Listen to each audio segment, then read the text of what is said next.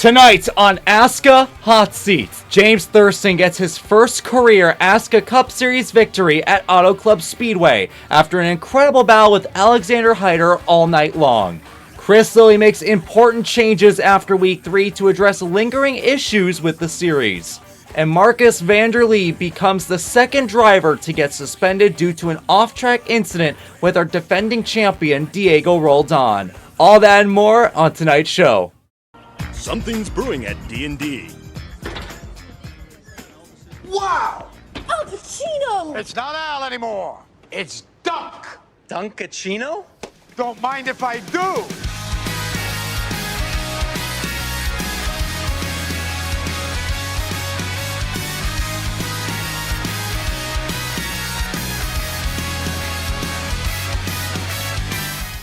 Welcome back, everybody, to another episode of ASCA Hot Seat. I've been on a bit of a production hell over the previous few weeks, so I took a few days after releasing our newest dialed-in episode, which you can watch on the card at the top right corner. Is that the right top? I think that's the top right corner.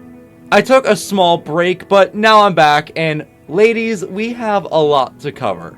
What a better way to start than talking about our newest winner, James Thurston, wins the DR99 Photography 180 at Club Speedway, and if there was somehow any doubt that he was going to be a favorite for this title, surely those doubts have been quelled. But how did he do it? Well, he actually wasn't the fastest at first.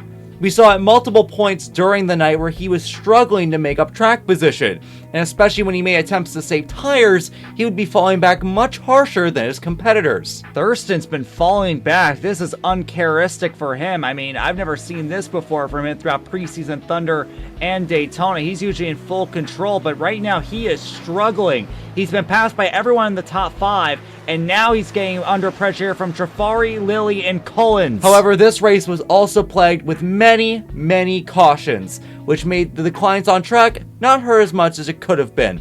And he was able to get incredible restarts, and it was time to turn on the jets. The battle that I had been waiting for since Daytona began. Thurston versus Heider. Thurston to the bottom, going down into turn 3. Here we go. As I said, Heider's not going to be as easy on him as he was on others. He's going to fight for this lead. Thurston has a run, though. He's looking high. He's looking low. Heider's going to shut the door both places. Not there, though. Oh, they glitch. Oh, Thurston, he's going to throw it in. Boy, Heider is just so good wrapping that bottom, able to get that drive off. And that's why he's able to make up so much time and hold the lead for a lot of the time before Thurston did. Here comes Heider. He has that run. Here he goes. On the corner panel and clear. Heider back to the lead here. Rain flag is back in the air. Thurston and Heider. Thurston jumps ahead big time. Now he's in a position here where he can win, but that's if Heider doesn't get to him first. Heider's got a good jump here coming out of turn 2. And out the final corner, Thurston's going to hold the pack off. James Thurston's first career ASCA Cup Series victory comes at Club Speedway. I asked both of these drivers during their post-race interviews about how they felt racing with the other, and while they both had their own share of critiques, they had nothing but the utmost respect for how they raced the other. I think that we raced very hard, and we almost wrecked a couple of times because of it. I like racing against him this race. That was fun, and hopefully he's not mad at me or anything. I mean, it was about as what I expected for the most part. He's super fast pretty much everywhere we go, and battling him was awesome for the most part. I had a lot of fun battling him, and hopefully that's the beginning of many great battles with him, because I'm really liking a lot of the guys up front so far. Now look, I'm a man of chaos. I like seeing good things crumble apart and turn into something exciting for my own personal entertainment. So while I am absolutely excited for the battles that these two are going to be going at throughout this entire season, I'm also really hoping that they crash. And if they get mad at each other, it's going to be really exciting. This weekend, and at Las Vegas to an extent last weekend, it's been part of a new era for ASCA Racing, with iRacing as our new platform and the COT, a car many people are unfamiliar with, as our car of choice. The COT, being a very difficult car to master, has led to some growing pains for many of our drivers. However, the amount of wrecks that Las Vegas, and especially last week at Auto Club, have made, Chris has become fed up with it all. It hurts the racing product and has led to many different incidents that have involved many different drivers' chances at victory. Chris has finally decided to put the hammer down post-race at Club Speedway, with many changes coming to the series. Firstly, many drivers receive penalty points, with the 3 harshest being Dimitri Mundros, Las Vegas winner Connor Trifari, and two-time ASCA Cup Series winner Marcus Vanderly. They all came out of Auto Club with 2 penalty points under their name, the amount needed for a suspension being 2.5. Starting with Mundros, the original call from the board of directors was an automatic suspension because of this crash, which happened under the first actual green flag run of the night. No, oh, this is a little different right here. They were already off the corner, and the 43 and the 91, their lines just collided. And the 43 of Mundros is going to go for a spin through the infield. He saves it. Oh, never mind. Nope, he corrects it back up the track. Oh boy, that's so dangerous right there. Not only was it a single car spin that was entirely his doing, but him spinning the car back up the track for a caution to come out was assuming to be purposeful at first, and was labeled under race manipulation. However, Mundros sent an appeal, and a more calmed down Chris Lilly, we know how he gets when tempers are flaring, when he gets frustrated with the series, he heard him out and removed the suspension, but kept the penalty points, so he's on thin ice going into the next round. When it comes to Connor, I made the joke last week that he would be the next to get suspended. He got involved in 3 separate incidents, with the most egregious being the 3rd one. Coming out of turn 3 with 2 laps to go, we had watched Thurston and Heider fight hard for the last 10 laps, and we were surely going to see another Auto Club finish to remember. However, a yellow came out for Trifari outside the top 10 because he was doing this. 3 and 4. Oh, and Osama bin Trifari. Wow. And there is Connor Trifari, race winner last weekend. Bad Oh block. my god, did he do what I think he did? Oh That my was god. that was the worst block I think I've seen. Jeez, oh my god. Yeah, okay, so what the fuck is he doing? What? Yeah, so fucking moron Connor Trifari just, what the fuck is he doing? So with this really stupid block, he now sits with 2 penalty points. Connor, what the fuck did you do? What do you mean, what did I do? The Ryan caution. sucks. Yeah, no, Ryan you turned sucks. yourself like a moron. Well, I was angry. I was shouting with anger, okay? Yeah, and you almost ruined a good. I mean, technically, you did ruin a good Hey, finish. he deserved it. Connor, what the fuck? What? Dude, that was like really not cool. That was lame. Dude, I don't know what else to say. oh, well, yeah, that's just because, well, I wasn't even mirror driving. I was just You going were down the okay. field. You were blocking No, I was taking the ball away from him. down the straightaway.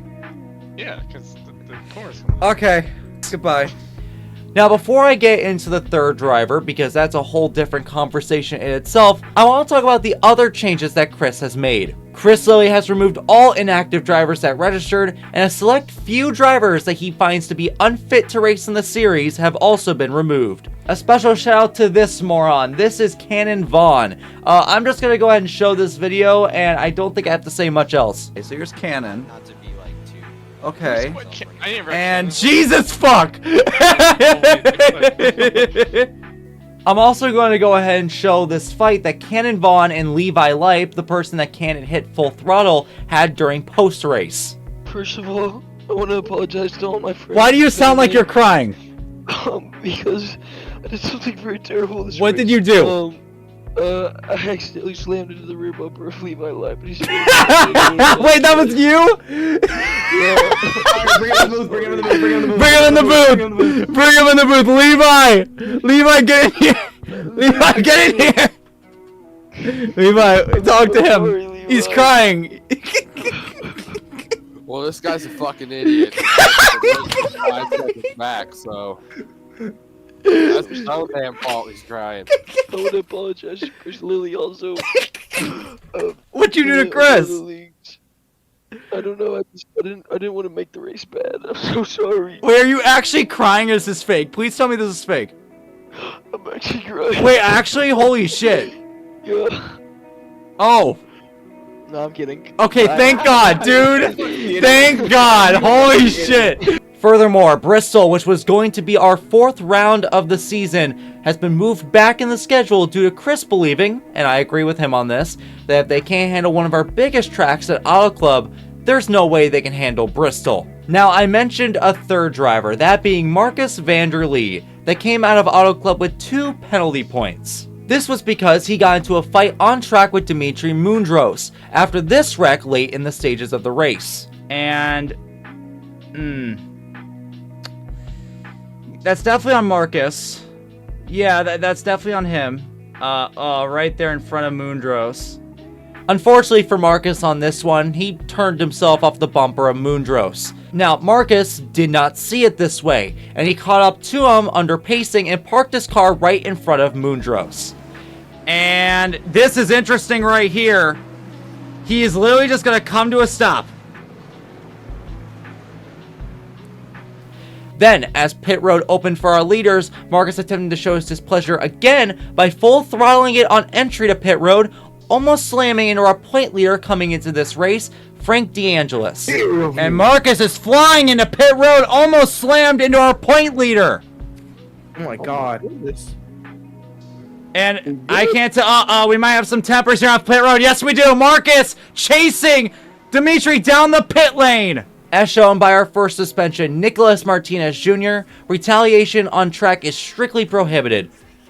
Unless you're Connor Trifari, in which case, you can do whatever you want. So this gave him more penalty points. However, later in the week, there was an incident in the server that led to Marcus getting, from my knowledge, the first ever suspension in ASCA history that didn't originate from an on-track incident. And it involved our defending champion, Diego Roldan. Come around, everybody. Everybody sit down in a little circle. I'm gonna tell you all a little story. The story is called How Bailey and Marcus Doxed a Child. Okay, so I know what you're thinking. What? Let me break it down. Diego Roldan, as many of you at home probably do, has an address to a house that he lives in. Now, this information is actually not a secret to a lot of people. His address was actually known by many of his friends in the server for over a year. But because, you know, we're not dickheads that dox minors, the only extent that this information ever got out was that we joked about having it.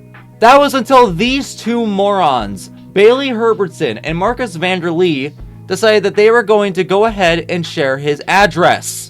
Let's talk about these two morons in more detail, shall we? First off, we have Bailey Herbertson, ASCA founder, one of our best drivers in series history, doxed a minor. Yes, I know what you're thinking. What kind of punishment did he get? Nothing. And then we got Marcus Vanderly. So here's the story that we heard from people in the call at the time. Apparently, one night while in VC, Bailey just said Diego's address aloud. And then Marcus came in. See, Marcus is what we call a dumbass. So when he got this information, his first thought was, I'm gonna send this Mexican child food. Now, I'll be honest. I had this mindset when I originally heard about this because honestly, if the worst thing you're gonna do with my personal information is deliver free food to me, I don't give a shit. Go ahead, give me as much food as you want.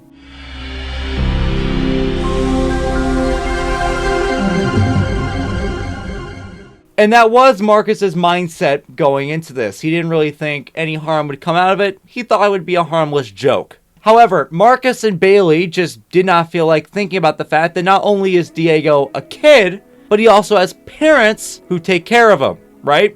Do you see where I'm going with this? They realized that a random stranger, an adult from a whole other state, had delivered their son food and had access to their personal information. And reasonably, they freaked out and were pretty concerned over this fact. The moment that Chris was made aware, Chris immediately suspended him for the next 2 races, and yeah, this is very appropriate. Marcus was just not thinking of the ramifications of delivering food to a kid from another state. And I know I've been saying this a lot, but when I mention the ramifications of Diego being a kid, I'm not saying Marcus is a creep or anything. It's more of this joke that he tried to pull really did not have any thought put into it at all.